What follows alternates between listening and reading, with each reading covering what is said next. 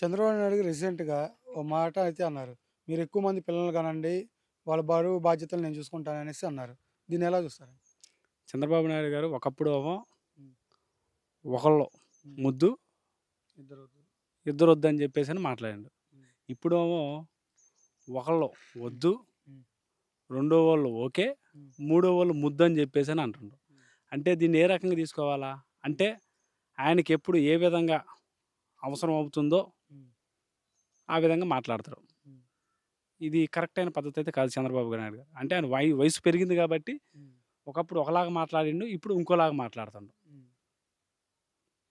తప్పుగానే మాట్లాడుతుండు. ఎందుకనంటే ఇయాల రోజున ఒక పిల్లగాన్ని కని పెంచటం అనేది హ్మ్. చాలా కష్టంతో కూడిన పని. హ్మ్.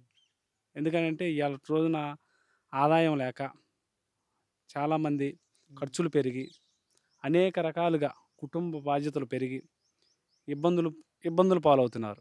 ఈ హ్మ్. క్రమంలో నువ్వు ఒకళ్ళని గాదు, ఇద్దరిని గాదు, ముగ్గురిని కనండి.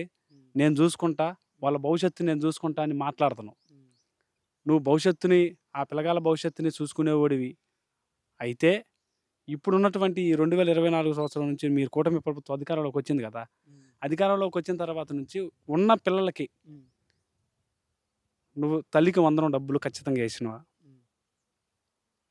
ఖచ్చితంగా యేయలా. అదేవిధంగా విద్యా దీవెన డబ్బులు రూ. 20,000 యేసినవా? హ్మ్. అది యేయలా. నువ్వు ఏ రకంగా వసతి దీవెన యేసినవా?